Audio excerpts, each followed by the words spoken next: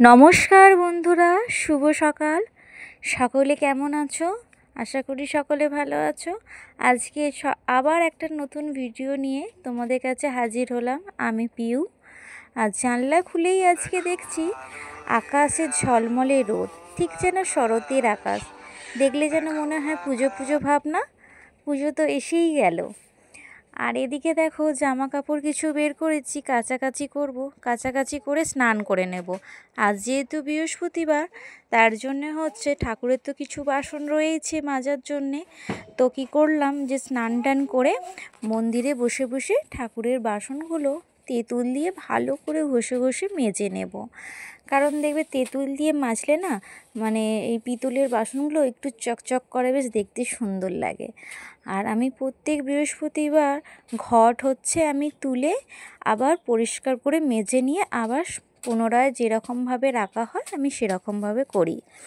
আর তো আজকে আমি দেখো, যেহেতু আজকে দিনটা খুব ভালো, আজকে বৃহস্পতিবার, আবার আজকে হচ্ছে মানে লক্ষ্মী সংক্রান্তি, ঠিক আছে, দিনটা খুব ভালো। আর সেই কারণে আজকে আমি ভাতটা খাবো না, আজকে আমি শুকনো খাবারই খাবো। কারণ হচ্ছে আজকে মানে লক্ষ্মীশ্রী যতটুকু মানে কি বলবো বজায় রাখতে পারি ততটুকু করি। হয়তো আমি লক্ষ্মীমন্ত হয়তো বউ হয়ে উঠতে পারিনি সকলের চোখে, তবুও চেষ্টা করি যাতে আমার সংসারেতে একটু সুখ সমৃদ্ধি সব কিছুই যেন বজায় থাকে, সেই কারণে চেষ্টা করি। আর এদিকে দেখো বাসনগুলো ধোয়া হয়ে গেছে, মন্দিরেতেই উপুড় করে দিয়েছি, দিয়ে আর এক বালতি জল নিয়ে আসবো, এনে পুজোটা করব। তো চলো আমার পুজো করাটা দেখো। এই যে প্রথমেই হচ্ছে ঘটেতে স্বস্তিক চিহ্ন এঁকে নিচ্ছি, নিয়ে মানে আমি সত্যি কথা বলতে আমি যখন বাড়িতে এমনি লক্ষ্মী পুজোও হয়, আমি নিজে হাতেই সব কিছু করি, যতটুকু মানে কি বলবো আমার সাধ্যে থাকে সেইটুকু হিসাবে পুরো পরিশ্রমটা দিয়ে আমি করি। ঠিক তেমনই বাড়ির পুজোটা প্রত্যেক বৃহস্পতিবার বলো আমি খুব সুন্দর করে পরিষ্কার করে যতটুকু আমার মানে করা সেইটুকু হিসাবে করি। জানি না, হয়তো তোমরা যারা ভিডিও আমার দেখছো, যদি কোনো কিছু ভুল ত্রুটি হয়ে থাকে আমাকে ক্ষমা করে দিও, ঠিক আছে? হয়তো সব নিয়মটা সব কিছুটা হয়তো আমি নাও জানতে পারি, ঠিক আছে? সবাই তো আর সবটা জানে না। তো চলো, দেখতেই পেলে আমার এদিকে কিন্তু পুজো হয়েই এসেছে। তো প্রদীপটা আমি জ্বেলে নিলাম, জ্বেলে নিয়ে একটু ধূপ দেখিয়ে দিই ঠাকুর। তো এদিকে দেখতে পেলে যে আমার পুজো কমপ্লিট। আর হচ্ছে আজকে হচ্ছে মানে আমার মেয়ে আর হাজব্যান্ডের জন্য, ওদের জন্য ভাত করে দেব। আর আজকে দুপুরে ভাবছি একটু সাবু ভিজিয়ে সাবুর খিচুড়ি করব। আমি না কোনো বারবত হলে আমি সেদিনটা কি করি জানো তো, দুপুরে আমি সত্যি কথা বলতে টিফিনে যদিও বা শুকনো খাবার খেতে পারি, কিন্তু মানে রাতে আর দুপুরেতে শুকনো খাবার আমি খেতে পারি না। মানে ধরো সাবু ভিজিয়ে সাবুর খিচুড়ি করে ফেলি, ওতে কী বলো তো পেটটাও ঠান্ডা থাকলো আর ঠিকই থাকলো, ঠিক আছে? ওই জন্য সাবুর খিচুড়িটাই আমার কাছে বেস্ট। তো আর টিফিনে ভাবছি মুড়িটা তো খাবো না, তাই জন্য ওই 4টের মতো একটু লেচি করে একটু লুচি করে নেব।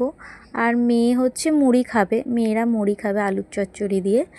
তো চলো, আমি আলপনা দিয়েছি, আলপনা কিন্তু খুব একটা আমি ভালো পারি না, তবুও দিই, চেষ্টা করি যতটুকু করার। আর তারপরে পুজোর শেষে একটুখানি ধুনো দেখিয়ে নিলাম ঠাকুরকে, দিয়ে এবার চলো ঝটপট করে ময়দাটা মেখে দুটো লুচি করে নিই, কারণ অনেকটা বেলাও হচ্ছে, খিদেটাও পাচ্ছে। আর টিফিনটা করে নিয়ে তারপর জোর কদমে তো আবার কাজ তো রয়েইছে জানো। আর এদিকে হচ্ছে মানে আমি শুধু যে আমি আমার জন্য খাবো তা না, ঠিক আছে? মেয়ের জন্য অবশ্যই থাকবে। আমি যদি 4টে করি, দুটো আমি খাবো, দুটো ওদের, এইটুকু আমি জানি। ওরা হাজার মুড়ি খেলেও তবু তো মায়ের মন রেখে দিতনি, কারণ এখন না খেলেও পরে খাবে, এই ভেবে রেখে দিই। তো চলো, আমার তো লুচি ভাজা কমপ্লিট হয়ে গেছে। তো আমার সাথে কে কে লুচি আর আলুর চচ্চড়ি খাবে তো কিন্তু ঝটপট চলে এসো। আর তোমাদের কার কার আমার ভিডিও ভালো লাগে প্লিজ আমাকে কমেন্ট করে জানাবে, সুন্দর সুন্দর কমেন্ট করবে, আমারও খুব ভালো লাগবে।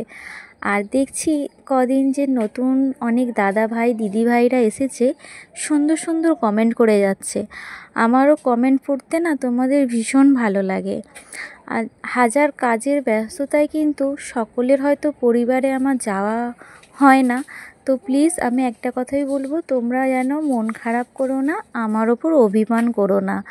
কারণ কেন বলো তো, যারা নিত্যদিন ভিডিও আমার দেখো, সবই দেখো যে দুটো মেয়ে সামলিয়ে, সংসারের সব কাজ সামলিয়ে হচ্ছে, তারপরে ভিডিও করে এডিটিং করে সেটাকে পোস্ট করা, তারপরে হচ্ছে যতটা টাইম পাই সেই মতো হচ্ছে আমি সকলের পরিবারে যাওয়ার চেষ্টা করি। আবার লাইভেও সকলে রিকোয়েস্ট করে, তো সকলের লাইভে হয়তো অনেকক্ষণ থাকতে পারি না, 2 মিনিট 5 মিনিট করেও থেকে একটুখানি কমেন্ট করে চলে আসি।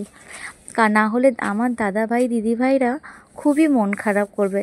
তো আমি একটাই রিকোয়েস্ট করব, যাদের পরিবারে হয়তো আমি যেতে পারছি না বা পারিনি, দয়া করে বলবো কিন্তু আমার ওপর অভিমান করে থেকো না এই বোনটার প্রতি। তো তোমরা একটু ভালোবাসা দিও আর পাশে থেকো। আর এদিকে কথা বলতে বলতে আমিও চেষ্টা করব, কিন্তু ঠিক আছে তোমাদের পরিবারে যাওয়া।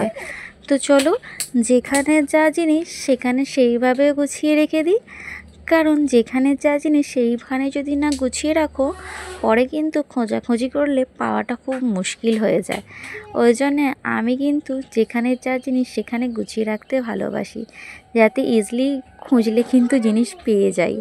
তো সেই কারণে সুন্দর করে গুছিয়ে নিলাম আলনাটা। আমার নাইটিগুলো এক সাইডে, যেগুলো ওপরে থাকে, তারপর হাজব্যান্ডের টি শার্টগুলো এক সাইডে রেখে দিলাম। দিয়ে এবার মেয়েদের জামা কাপড় তো এই চুবড়ি ব্যাগটায় থাকে, তো ওদের জামা কাপড়গুলো এই চুবড়ি ব্যাগটায় রেখে দিলাম। দিয়ে এদিকের তো কাজ কমপ্লিট হয়ে গেল, এবার ওদিকে রান্না বসিয়ে দিয়েছি। আর এবার মেয়েটাকে স্নান করিয়ে দেব, দিয়ে আরও টুকটাক কিছু কাজ আছে সেগুলো করে নিই। আর তোমরা কিন্তু কমেন্ট করতে কিন্তু কেউ ভুলবে না। তো বন্ধুরা, ওদিকে তো কাজ কমপ্লিট হয়ে গেছে, এদিকে হচ্ছে আমার আর বড় মেয়ের জন্য একটুখানি সাবুর খিচুড়ি করতে চলে এলাম। তো এটাই দুপুরের আজকে বলতে পারো খাওয়া, আর তার সাথে একটু আলু ভাজা করছি। তো আজকের ভিডিওটা আর বেশি হয়তো বাড়াতে পারলাম না। আজকে কেমন লাগলো কিন্তু তোমরা কিন্তু কমেন্ট করবে, আমি তোমাদের কমেন্টের অপেক্ষায় থাকবো। আর এই যে সাঁতলে নিয়ে ওই খিচুড়িটা, এটা ডাল সেদ্ধ করে রেখেছিলাম আর সাবুটা তুলে দিলাম। এটা কিন্তু খুব হেলদি আর টেস্টি, বাচ্চাদেরও কিন্তু খাওয়াতে পারেন। আর লাস্টে একটুখানি ঘি দিয়ে দিলাম, একদম খেতে বলে মানে কি বলবো, স্বাদে গন্ধে ভরপুর। তো চলে এসো, বসে গেছি। তো সবাই চলে এসো, ভালো থেকো, সুস্থ থেকো, টাটা, বাই বাই।